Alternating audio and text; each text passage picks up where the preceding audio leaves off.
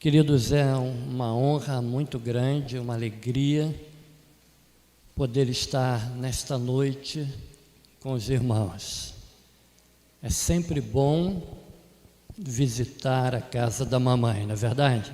Quem não gosta de estar na casa da mamãe? E esta igreja é uma mãe para todos nós que estamos aqui.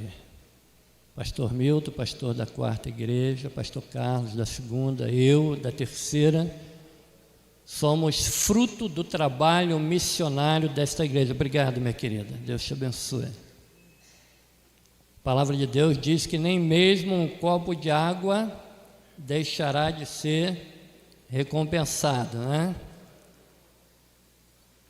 Copo de água que a gente dá para uma pessoa que tem sede deixará de ser recompensado. Então, muito obrigado.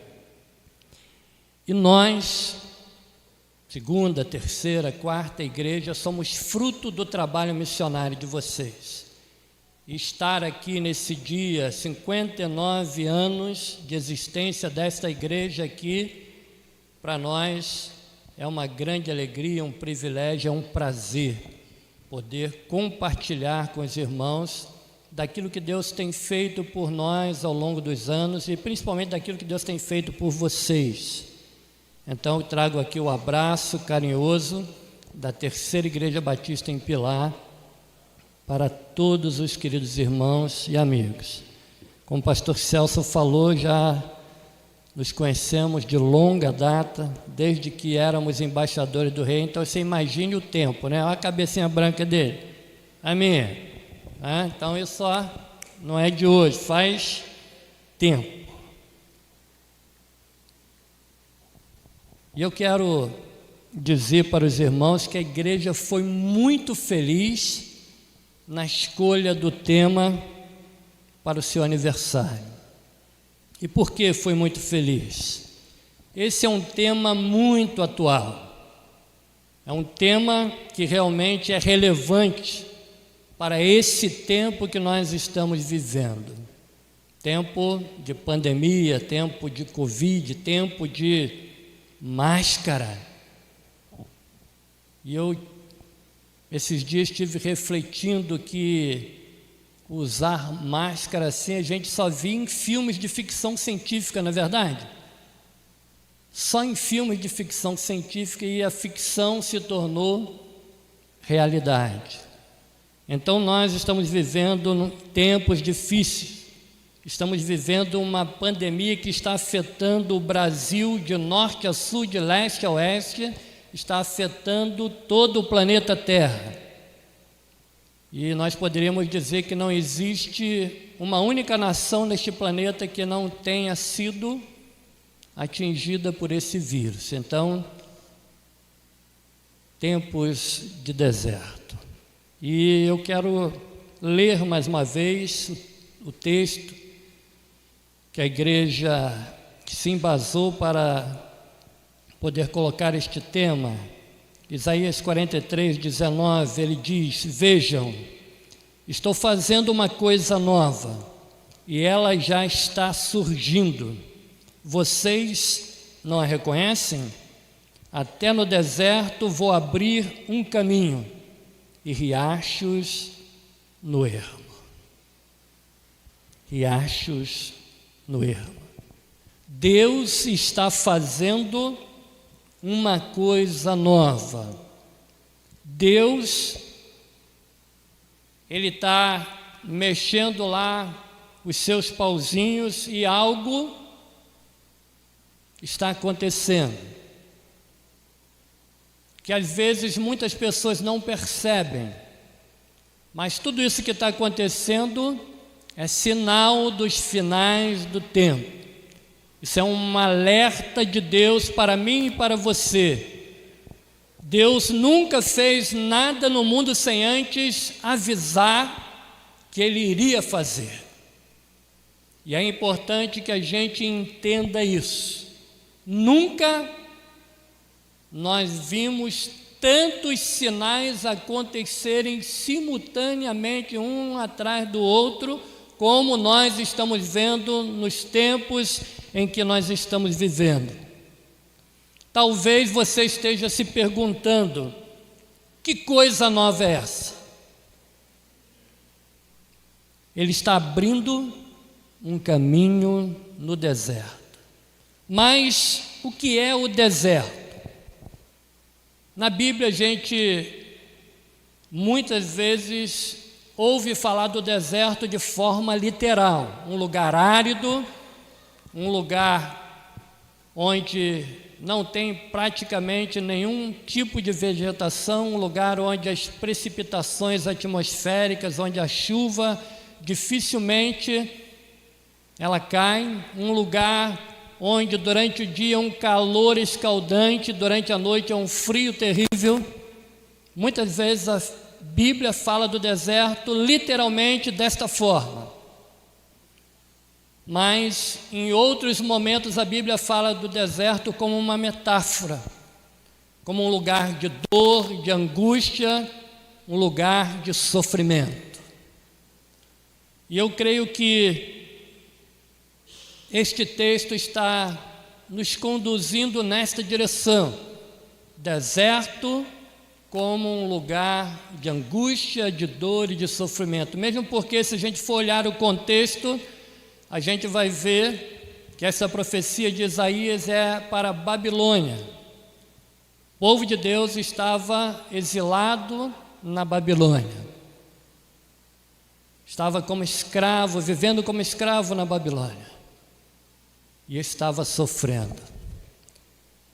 A realidade, irmãos, que muitas vezes olhamos para pessoas bem-sucedidas na vida e nós imaginamos que elas tiveram uma vida fácil e que tudo que elas fizeram foi sem nenhum esforço, foi um mar de rosas.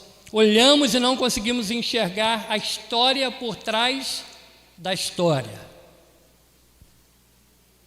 Por exemplo, existe um pastor evangélico muito conhecido nosso, chamado Rick Warren. Ele escreveu um livro famosíssimo, Uma Vida com Propósito e Uma Igreja com Propósito. O que muitas pessoas não sabem é que esse pastor tinha um filho que tinha uma depressão severíssima e por conta dessa depressão, o filho do pastor Rick se suicidou. Ele estava abençoando muitas vidas, abençoando sua igreja, abençoando muitas famílias, escrevendo livros, inspirando pessoas. No entanto, ele próprio vivia um deserto existencial dentro da sua própria casa. Um outro escritor chamado Daniel Mastral, que escreveu o livro Filhos do Fogo, um livro de batalha espiritual, também tinha um filho com uma depressão severíssima, e o filho de Daniel Mastral também se suicidou. Uma outra pessoa que estava abençoando muitas pessoas à sua volta, ensinando as pessoas a guerrearem espiritualmente falando. No entanto, ele vivia na sua casa, no seu lar, na sua família, uma grande batalha. Ele estava atravessando um deserto. Queridos, se você parar, pensar e for olhar para a sua própria história, para a sua própria vida, você vai ver que já passou por muitos desertos. E quanto mais experiente é a pessoa, mais desertos ela já encarou, já enfrentou e já vivenciou. E bem-aventurados são aqueles que passam pelo deserto e aprendem as lições que Deus quer nos ensinar. Eu mesmo, com a minha família, minha esposa que está ali, Jussara, vivemos um deserto que foi avassalador na nossa vida. No ano de 2020, minha esposa estava sentindo fortes dores abdominais, e fez vários exames e ficou detectado que ela estava com câncer, um câncer no intestino. E fez muitos exames, muitas consultas, e o médico chegou à conclusão que ela precisava fazer uma cirurgia. E nós preparamos tudo, e enquanto a gente estava preparando, fazendo o tratamento, nós vivemos o nosso deserto existencial, particular, familiar. Mas mesmo nesse deserto, mesmo com pandemia, nós continuamos servindo ao Senhor. E todos os dias na nossa casa nós fazíamos o nosso culto doméstico. Todos os dias nós sentávamos juntos na sala e nós orávamos e nós líamos a Bíblia e nós cantávamos. Ela escolhia 3, 4 músicas prediletas dela, eu escolhia a minha, e a gente adorava o Senhor. Por quê? Porque nós nascemos para o louvor, para a honra, para a glória de Deus, para adorar a Deus. E não importa a circunstância, não importa o momento, a adversidade que nós estejamos vivendo, nós precisamos continuar louvando, adorando, glorificando e exaltando o nome do Senhor. Veio dezembro, ela fez a cirurgia no dia 28 de dezembro, nas vésperas da virada do ano. Nós até pensávamos que iríamos passar a virada do ano no hospital, mas pela graça e misericórdia de Deus, no dia 30, né, amor?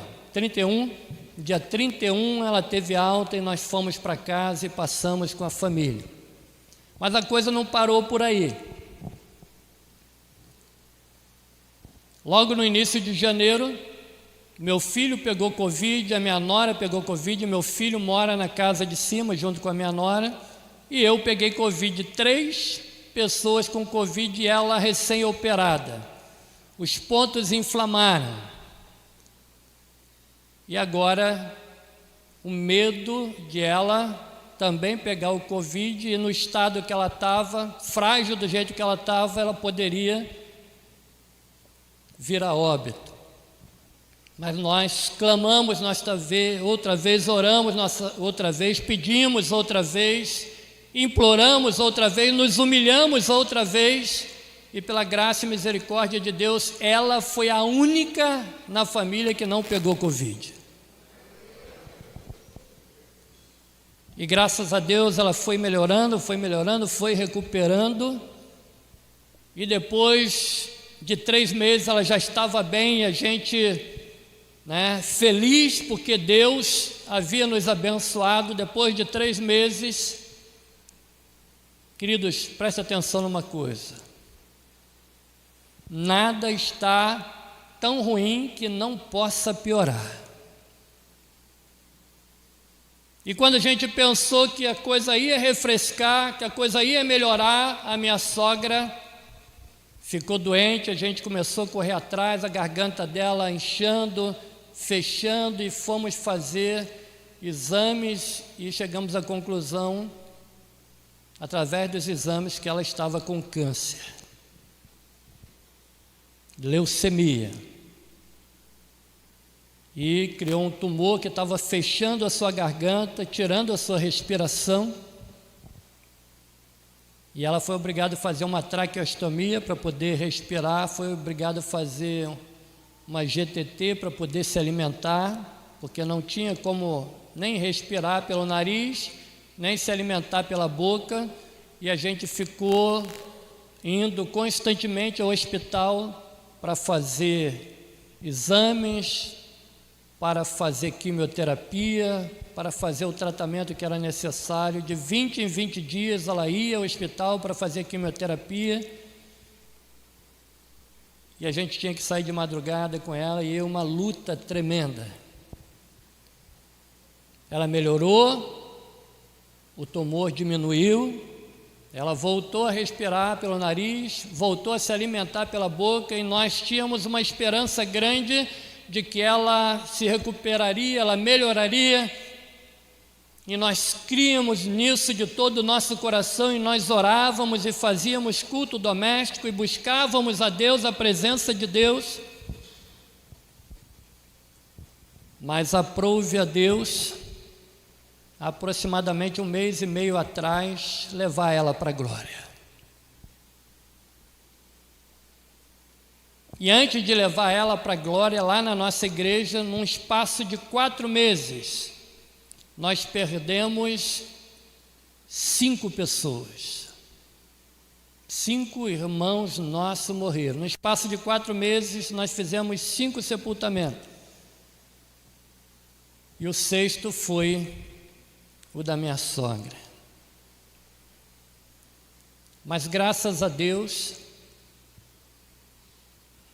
ela partiu com Cristo, está num lugar muito melhor do que nós estamos agora, e isso é que consola e conforta o nosso coração. Queridos, nós estamos aqui de passagem. Somos passageiros neste mundo. A nossa casa não é aqui. Existe uma casa preparada para nós lá na glória, lá no céu, e a palavra de Deus diz que aqueles que esperam em Cristo apenas nesta vida são os mais miseráveis dos homens. Então não podemos valorizar esta vida ao ponto de achar que ela é o suprassumo do suprassumo, porque não é, porque existe uma vida muito melhor do que essa.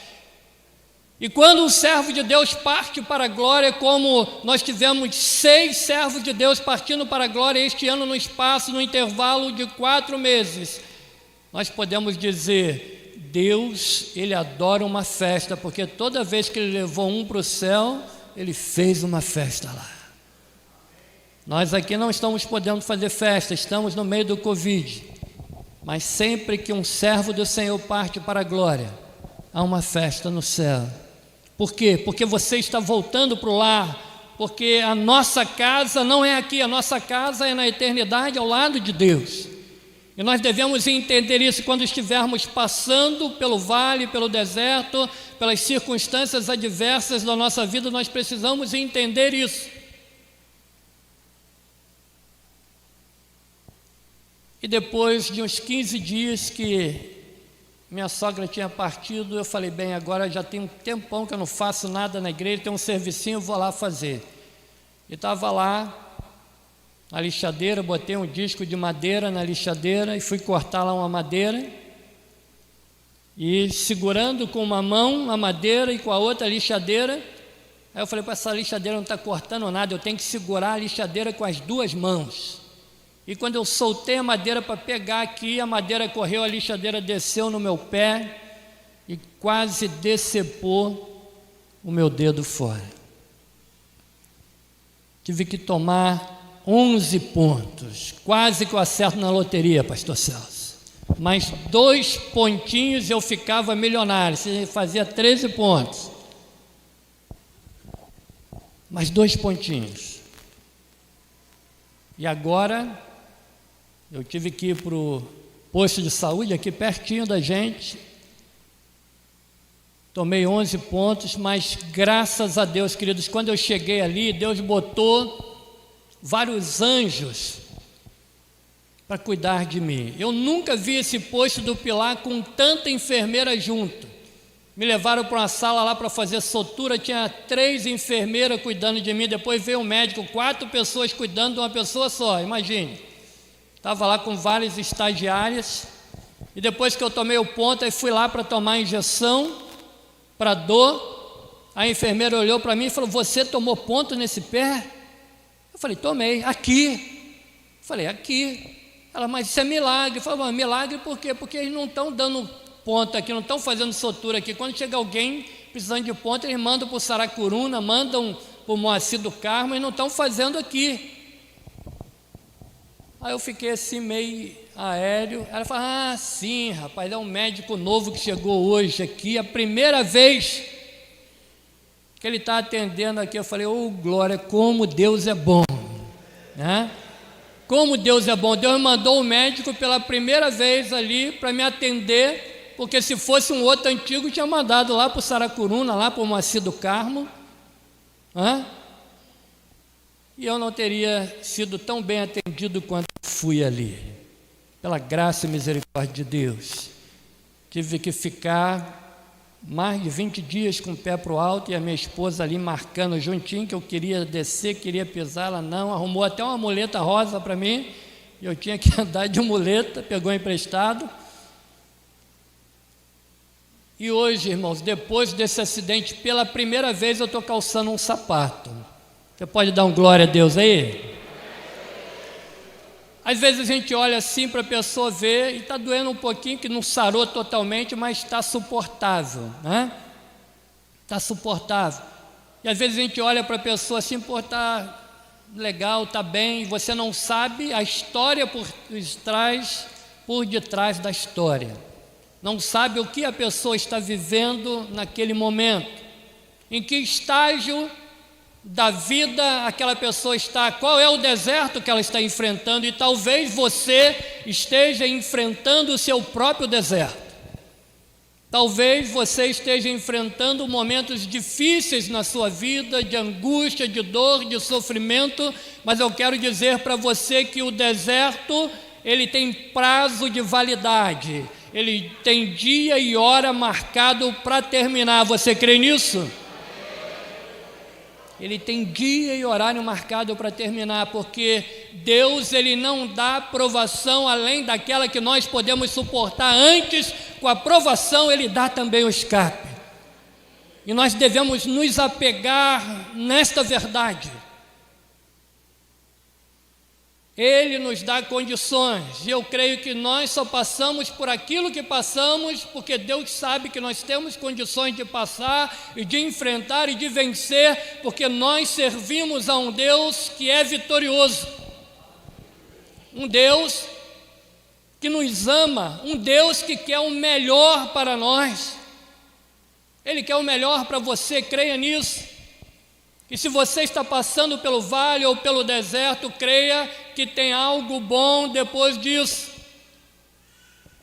Creia que Deus está abrindo um caminho no deserto para você passar. E Ele, no final, vai te dar a vitória que você tanto precisa.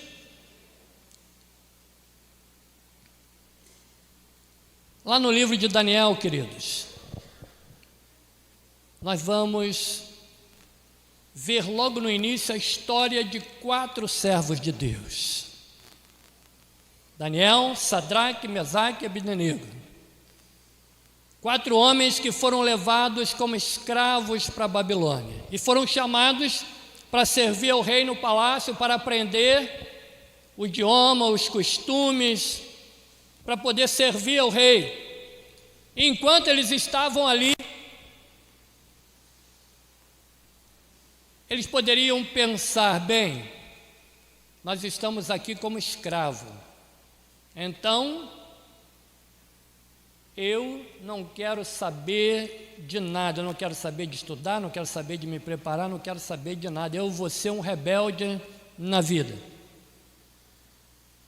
Ou então eles poderiam, bem, já que a gente está aqui, vamos nos amoldar aos costumes, vamos servir aos deuses deles, vamos fazer o que eles mandarem para a gente poder se dar bem.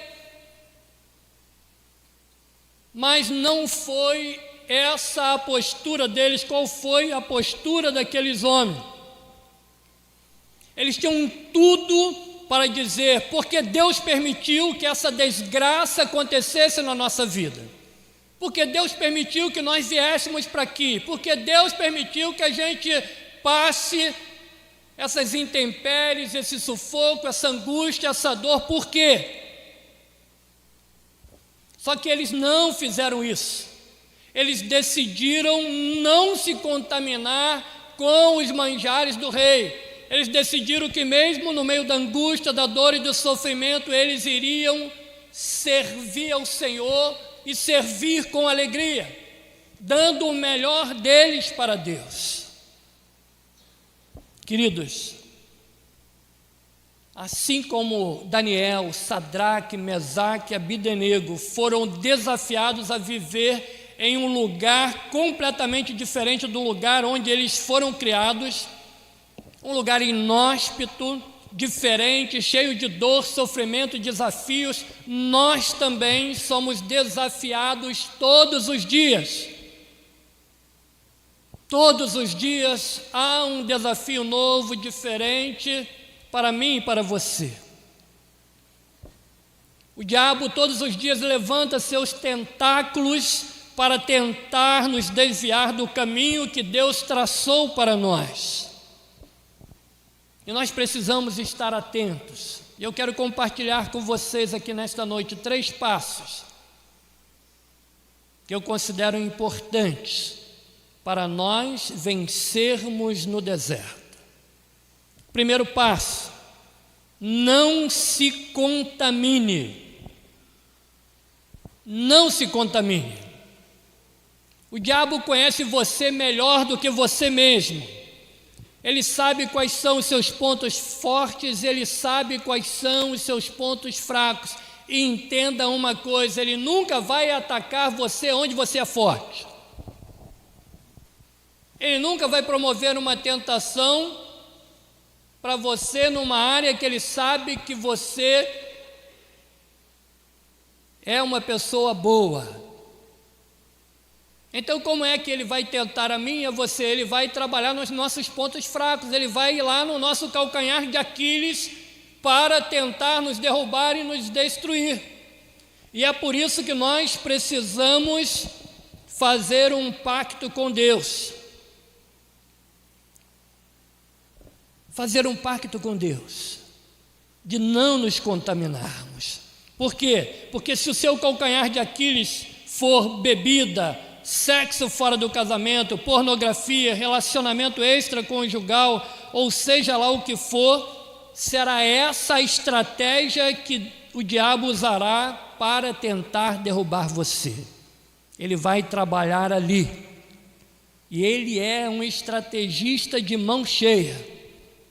Por isso, queridos, a primeira coisa a fazer para que Deus faça um caminho no deserto para nós vencermos é um pacto com Deus, assim como Daniel, Sadraque, Mesaque e Abednego fizeram um pacto de ser fiel a Deus independente da circunstância.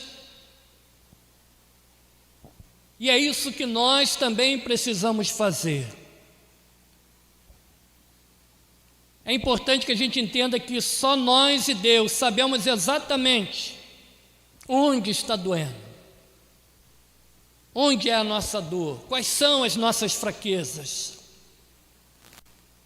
Mas nós precisamos ir até Deus e perguntar: Pai, o que eu preciso renunciar hoje para ser uma pessoa melhor?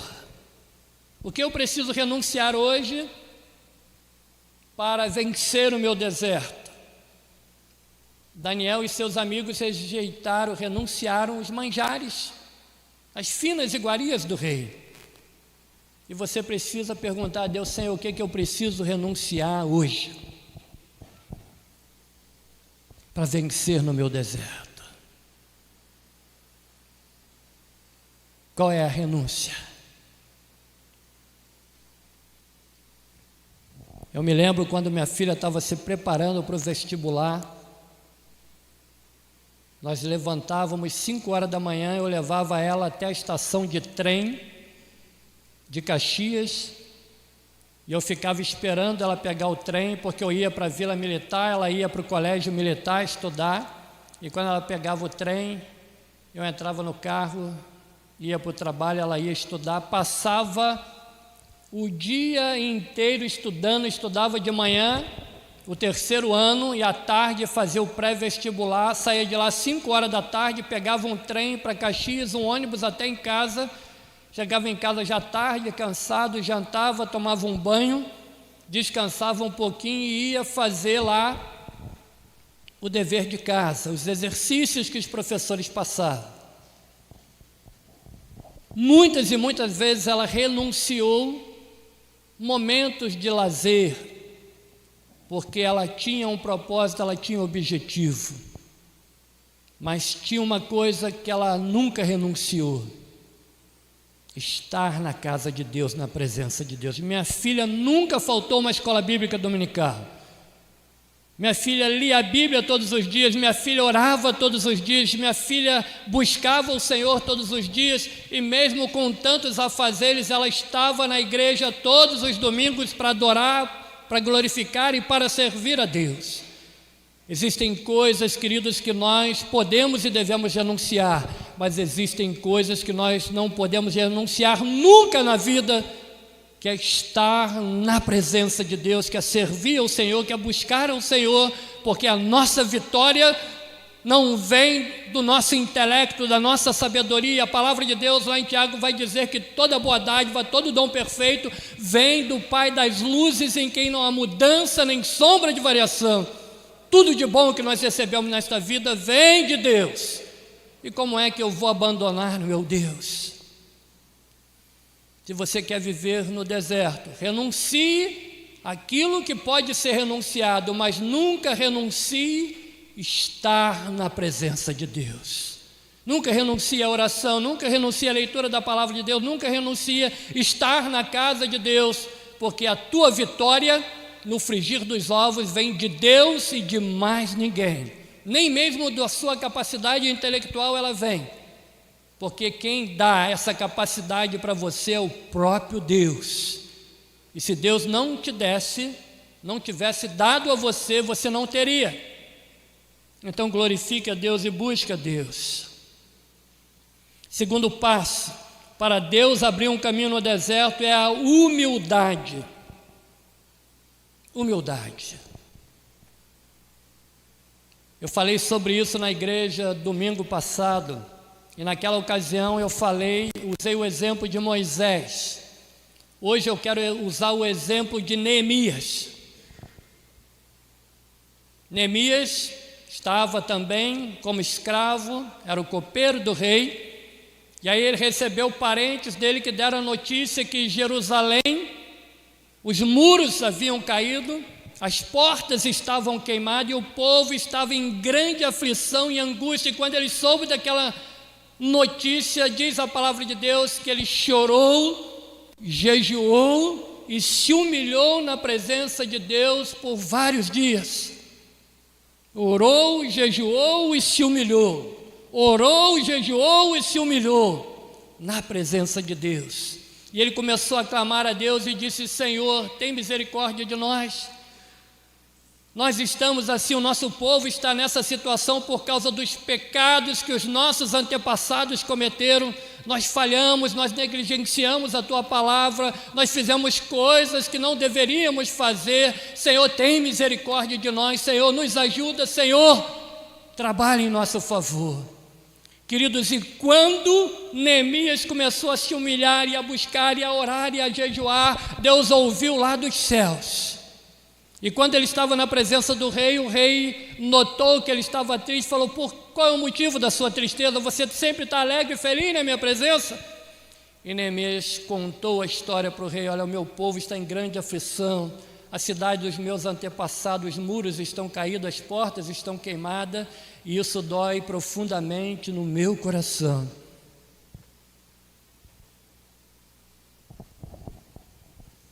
E antes do rei fazer aquela pergunta, Deus já havia trabalhado no coração dele. Através do seu espírito, o rei falou: o que você me pede? Ele falou: se aprouver o rei me enviar para tentar ajudar meu povo, eu vou ser muito grato. O rei falou: tudo bem, vai. Vai ficar quanto tempo? Não sei. Não, mas vai assim mesmo. Queridos, e além de liberar Neemias para ir, o rei deu a ele todos os recursos que ele necessitava para fazer a obra que Deus já havia planejado que ele faria, porque Deus não faz nada pela metade. O Deus que nós servimos é um Deus maravilhoso, poderoso, grandioso, e quando a gente se humilha debaixo da potente mão dele, ele nos exalta. Uma outra história linda na palavra de Deus é a história da mulher Ciro-fenícia. Ela foi até Jesus e ela começou a clamar: Senhor, tem misericórdia de mim, tem misericórdia da minha filha. E diz a palavra de Deus que Jesus não respondeu nada para ela. E como ela ainda insistia, os discípulos de Jesus falaram: Senhor, despede essa mulher, fala para ela ir embora. Afinal de contas, ela vem gritando atrás de nós. E Jesus vira para aquela mulher e fala: eu não vim senão para os perdidos da casa de Israel. E diz a palavra de Deus que aquela mulher ainda foi e se prostrou diante de Jesus e adorou. E depois que ela se prostrou e adorou, Jesus dá uma palavra dura para ela que eu me arrepio só em pensar nesta palavra. Jesus Cristo chega para aquela mulher e fala: não é bom dar o pão dos filhos aos cachorrinhos. Irmãos, talvez se fosse eu e você, talvez nesse momento nós perderíamos a estribeira. Eu falava: que isso, cachorro? Você já parou para pensar alguma vez na sua vida você foi chamado de cachorro? Já parou para pensar nisso? Eu conheço pessoas, irmãos, que por muito menos do que isso dariam uma voadora com os 2 pés no peito de Jesus. Que história é essa? Cachorro? Eu, cachorro? Mas o que eu acho lindo nessa história, irmãos, é a inteligência emocional dessa mulher. Ela não se deixou emprenhar pelos ouvidos. Ela não deixou que aquela fala penetrasse no seu coração e fizesse ela desistir do propósito que ela tinha. E é interessante, queridos, muito interessante, que o filósofo Sêneca diz que os navegadores que não sabem para onde vão, para esses, nenhum vento é favorável. Se você não sabe para onde vai, nenhum vento é favorável, mas se você sabe para onde você está indo, você sabe qual é o vento que está a seu favor. E aquela mulher sabia para onde ela estava indo. Ela sabia qual era o seu propósito, o seu objetivo, e então ela não desistiu, ela se humilhou mais ainda, e ela traz uma palavra poderosa, grandiosa, diante de Jesus e seus discípulos. Ela falou: mestre, tudo bem, mas até mesmo os cachorrinhos comem das migalhas que caem da mesa do seu Senhor. E naquele momento Jesus Cristo não aguentou, aquela humildade daquela mulher tocou o coração de Jesus. E Jesus vira para ela e fala: mulher, grande a sua fé. Que fé tremenda você tem, que humildade você tem. Vai, e será feito conforme você quer. Que coisa linda, irmãos, que coisa maravilhosa. Vale a pena se humilhar debaixo da potente mão de Deus, vale a pena confiar em Deus, vale a pena acreditar, vale a pena servir a esse Deus. Esse Deus que nós servimos é lindo, Ele é maravilhoso, Ele é glorioso, é o Rei dos reis, o Senhor dos senhores. A palavra de Deus diz: humilhai-vos debaixo da potente mão de Deus, para que a seu tempo Ele vos exalte. A palavra de Deus lá em 1 Crônicas 7,14 diz: se o meu povo que se chama pelo meu nome se humilhar e orar e se converter dos seus maus caminhos, eu ouvirei dos céus, perdoarei os seus pecados e sararei a sua terra. Você quer vencer no deserto, querido? Se humilhe debaixo da potente mão de Deus.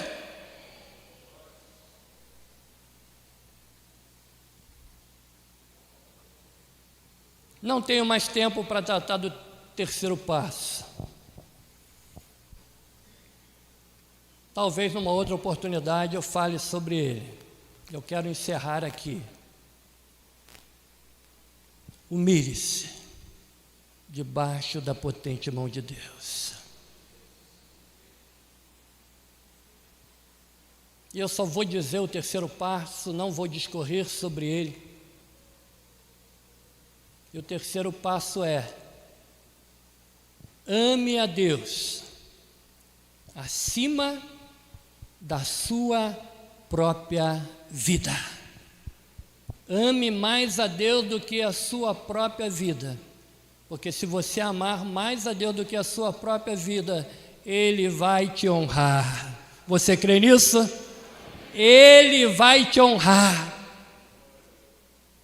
Porque o Deus que nós servimos, queridos, é um Deus tão maravilhoso que nem mesmo um copo de água deixará de ser recompensado. Imagine você amar a Ele mais do que a sua própria vida. Que Deus abençoe você, que Deus abençoe esta igreja, e que a cada dia da jornada de vocês possam verdadeiramente vencer, independente da circunstância, independente da situação, independente do deserto existencial que você esteja vivendo. Que Deus abençoe poderosamente a vida de vocês.